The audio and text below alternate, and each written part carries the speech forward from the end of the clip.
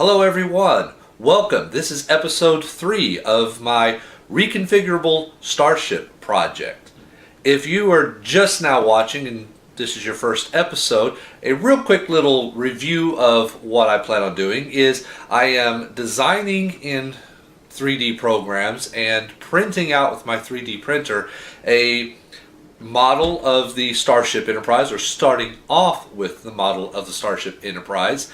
And from there though, I'm making it to where parts of it can be disconnected and it can be reconfigured, and I'm also designing other parts or other ships that will have similar parts that can be also disconnected and reconfigured, so you can create your own different variations of starships. I got the idea through the old way that they used to do it when they were doing physical models on Star Trek of kit bashing, where they would take existing models, sometimes they would make the pieces or they would sometimes go out and buy model kits, and then they would reconfigure them in such a way to where they would create their own different starships. Usually those starships would just be in the background or just real quick ships or what have you, but I liked the idea of what they did, and I've done that myself whenever I was able to afford cheap little plastic model kits of trying to create my own starship ideas. And I always used to draw those starships out as well using the existing designs. So I decided to go ahead and do it in real life with 3D modeling. First off, I went ahead in my first episode is I 3D printed with some ABS plastic, clear ABS plastic, a very small and very limited parts of the Starship using the nacelles, the neck, and the head. And it was more of a proof of concept to show that it can be reconfigured, or not necessarily reconfigured because of the limited parts, but where I can disconnect and reconnect the pieces together.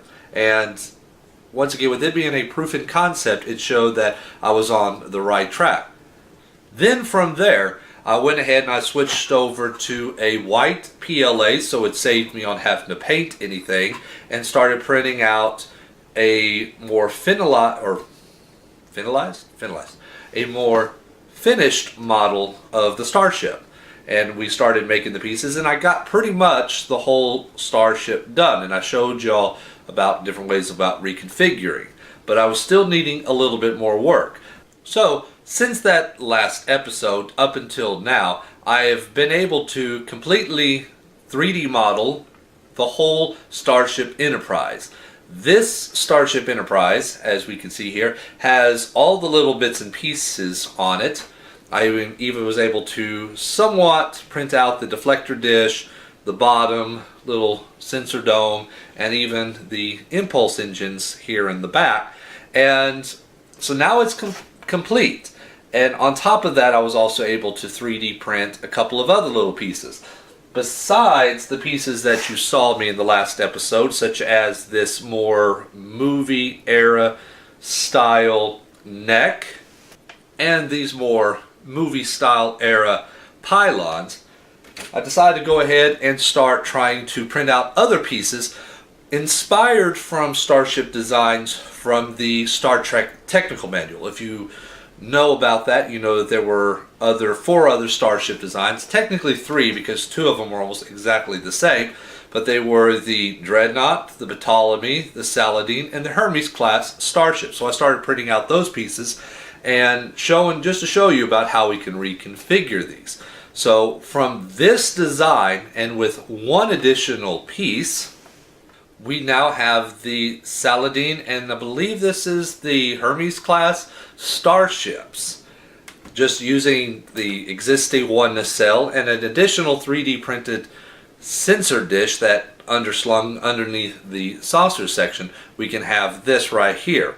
And now from there, I also was able to 3D print some of the pieces to turn it into the Dreadnought class starship.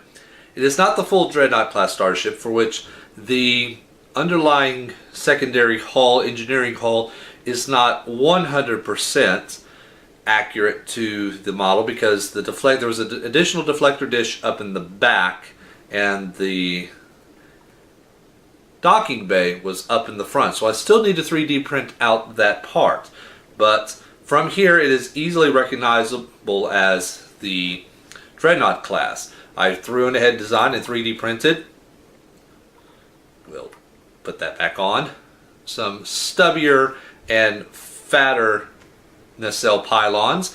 I went ahead and also designed and 3D printed a brand new impulse engine with this upper portion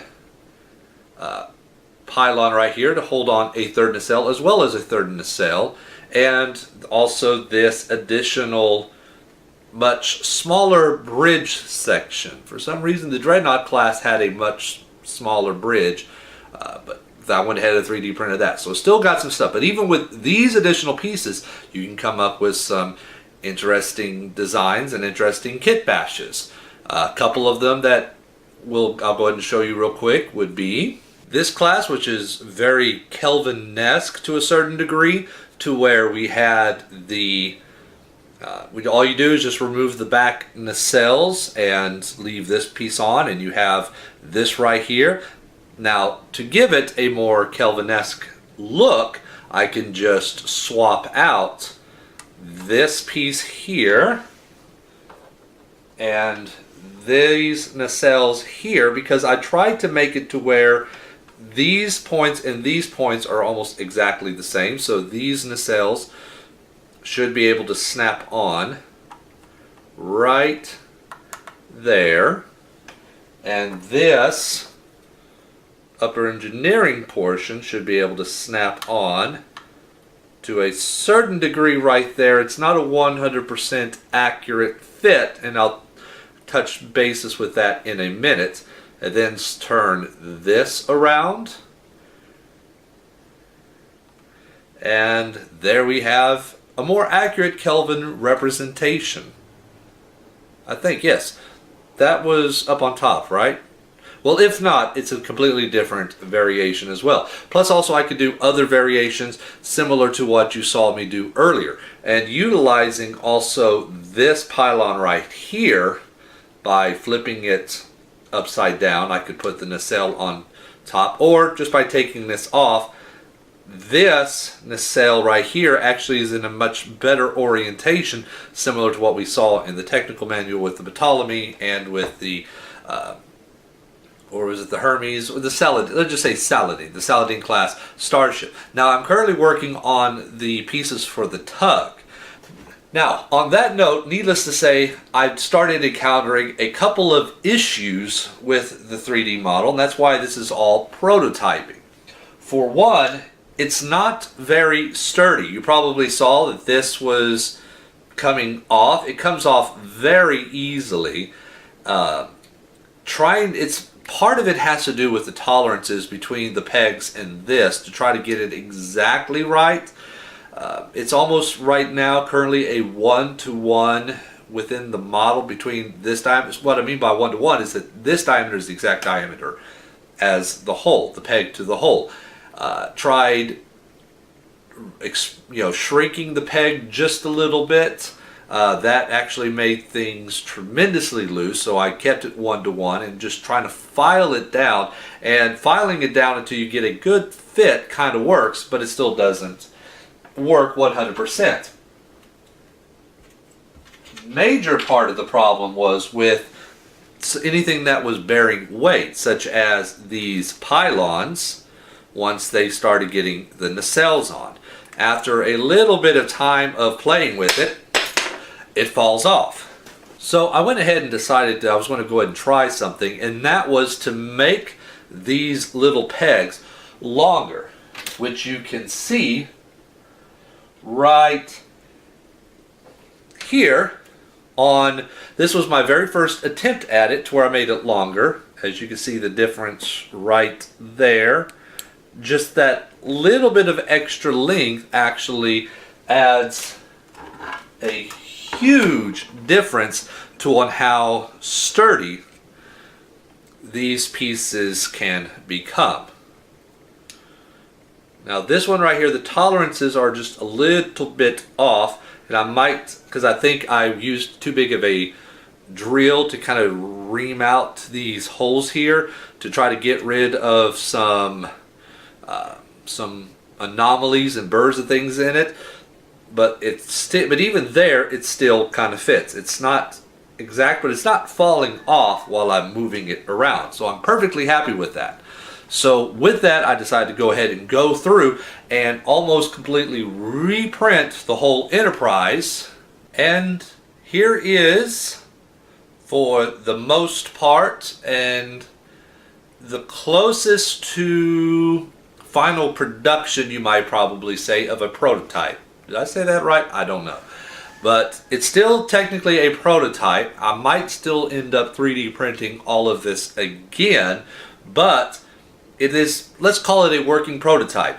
Everything has much longer pegs on it, so everything is holding real sturdy and real strong. I can play around with this to a certain degree, and it's not going to come apart, but I can still pop out pieces and rearrange it and then pop them back in and continue to play with the ship even more with new configurations. Now currently this still technically works with all of the original pieces, so if I want to swap out, let's say this pylon with a movie style era pylon, I think I know I'm putting this on backwards, but it's okay just for proof of concept. I can do that. I can go ahead, let's go like that. I can put this in, swap it out, put in this additional, actually I had that right the first time. And it'll still work. It's just that this piece is not as sturdy as this pylon right here, because I still need to 3D print all of these pieces here with the much longer pegs. But I am definitely on the right track. So with that, I think I can now continue to move forward with 3D printing the rest of this ship, the rest of the pieces, and still have a little bit of confidence that it's going to hold together. Now, a couple of other differences that I decided to go ahead and make is, one, this middle piece of the engineering section, I decided to go ahead and get rid of the pegs all completely. So if I can just ever so carefully, instead it's just one big huge peg that fits together. And I wanted to do that so if I wanted to, I can take this and turn it completely around 180 and have it with another configuration. What do y'all think of that configuration right there? That looks pretty cool. And that's one thing I like about this project, is that I can go ahead and try different configurations and come up with different looks. Now, the second thing that I went ahead and changed was the saucer section, is that I decided to go ahead and, instead of printing it to where it bisects this way, I decided to bisect it this way and glue it together because of some anomalies. I don't know if you could see there. I think it has to do with some shrinking and warping of the PLA along certain axes, and it just wasn't coming out very well. Now I could sand that all down. I'm going to have to do some sanding down on this one here, but I think this one actually turns out a little bit better. So I decided to go ahead and bisect it that way. What is the future of this project? Well, I'm going to continue to go ahead and start designing additional pieces. The next episode, I would probably also have a completely different ship, so you can actually take the two ships and swap out the pieces together. Which other ship that is, I don't know yet. Maybe it'll probably be the Tug class. Maybe it might be something completely unique and different. I really don't know. We'll come up with something. But the other thing that I plan on doing is that I'm going to go ahead and, for the first time, I'm going to create an account on Thingiverse, and I'm going to post all of these models onto Thingiverse, so you yourself can actually, if you have a 3D printer, download these things and play around with it yourself, modify it, do whatever you want. But be looking out for those on Thingiverse, hopefully within about a day or two of the release of this video. So print it out and have fun with it. But the first model that I'll have out is going to be this one, and then I'll release additional versions with all the other additional pieces inside. I'm still figuring out, I'm making this up as I go along. So to finally finish up this episode, I pointed out that I've reprinted a whole bunch of these models, which leaves me a lot of spare parts. This right here is the finished model, so I have all of these parts. So what am I going to do with those? They don't necessarily work to be utilized as what it's intended because of how weak the pieces and the bonds are together.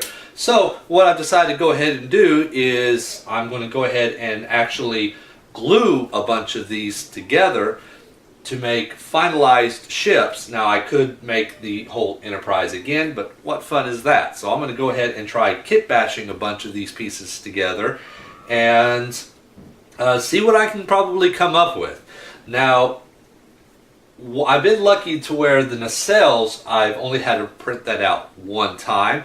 I may print it out again to see about whether if I get better results if I bisect it along this path here and print them up this way and this way, similar to what I did with the saucer section. So I might have extra spare nacelles, but as of right now I have at least 2 more additional saucers, an additional bridge, a couple of other additional pieces, a bunch of these pylons, but I'll see what I can probably do and what I can come up with on gluing all those together. And I might probably just throw away or print out a couple of additional pylon pieces. So I'm going to reconfigure these things, glue them all together to make a fine solid ship. Next episode I said I was going to go ahead and also have hopefully another ship completed. So we have 2 ships that we can actually swap out for, because if this was, let's say, like a toy that was produced, that's probably how it would be marketed, to where nobody wants to buy just loose pieces. You want to buy the whole model. It's like Legos. You want to buy the whole Lego kit and then buy another whole Lego kit, make those models complete, and then swap out the pieces to make something new. I never really, or at least me personally, never really wanted to buy a whole Lego kit that was not an actual model, loose pieces. So you would go out to the store, you would buy the Starship Enterprise, and then let's say you would buy the, let's say the movie era Starship Enterprise, and then from there swap out the pieces. So you still have the 2 whole models, and then you can make 2 completely different whole ships utilizing that one model.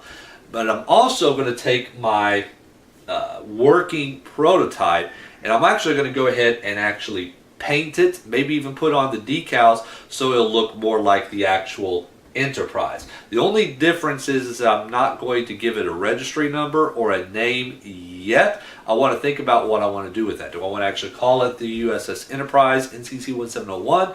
Do I want to give it something different, or do I want to keep that blank? Don't know. I'll think about it, but I'm going to have a lot of the details painted by the next episode. But until then, I just want to say thank you for watching. This is B-Bell Dan, and I will see you next time.